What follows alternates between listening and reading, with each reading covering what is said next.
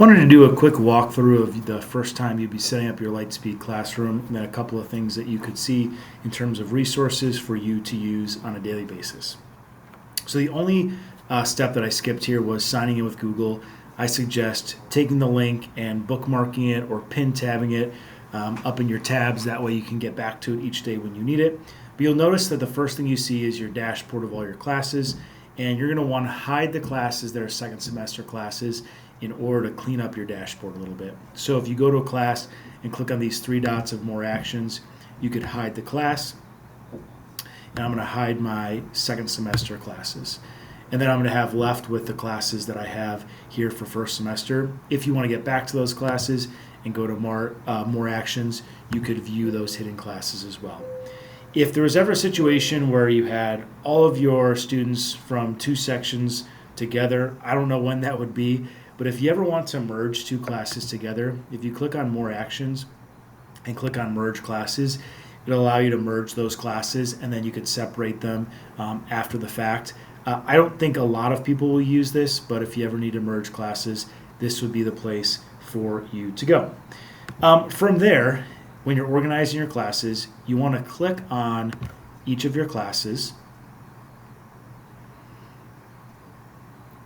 And then once you do, if you go to settings for each class, you can change a couple of things. On your dashboard, if you want to change the color, so if you want your college and career writing class to show up as orange, you could do that. But then probably the more important part would be customizing your schedule. If you'd like to each day, you can begin with a 45-minute class at the beginning of the period and click on Start. That's the ad hoc option. But my suggestion would be to set up a schedule.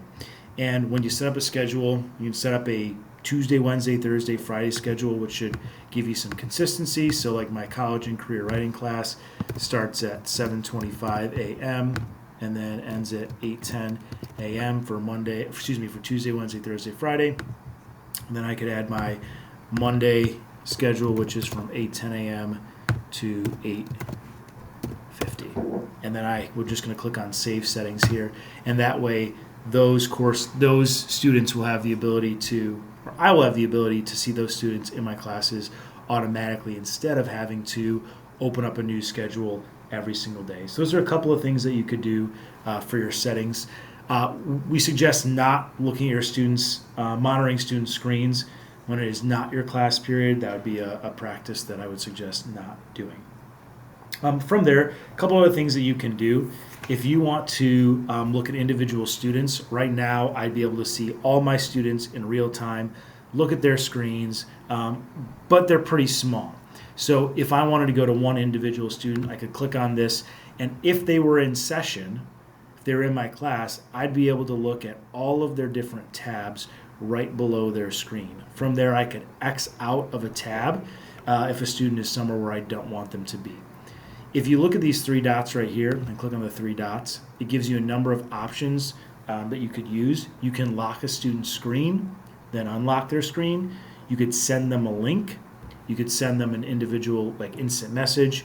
You could share student screen as well as record their screen. If you're ever, considering if a student is on a website they're not supposed to be on during a test or a quiz or an in-class essay, you can record their screen as evidence later on. So those are a number of different tools within an individual student that you can use.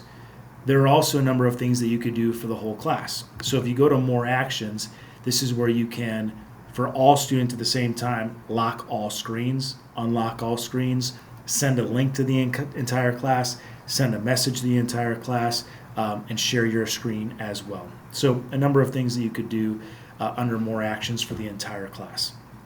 So as a review, you can do things for individual students as well as for all students in your class at the same time. Under more actions, there's also create groups. Hypothetically, if you wanted to create different filters for different groups of students based on them finishing certain parts of a class, you can do that. And then also, if you check out the web rules portion right here, you have allow lists. If you want to only have students access one site for the entire period, you could use allow lists. Just based on my experience working with Lightspeed, I would suggest using block lists more often, and this would just allow you to block a certain number of sites that you don't want students to access. So if you're writing an in-class essay and there's a resource that's out there about the AP essays and you don't want them to access that, then you could click on the block list, add that site, and then apply the list to that course. And that's only going to apply to the student when they're in your class, and then the rest of the day they'll be able to access those sites. So pretty user-friendly. I suggest beginning by cleaning up your dashboard a little bit in my classes, and then from there, setting your schedule, customizing your schedule, and then using it as you see fit. If you have questions, please let me know.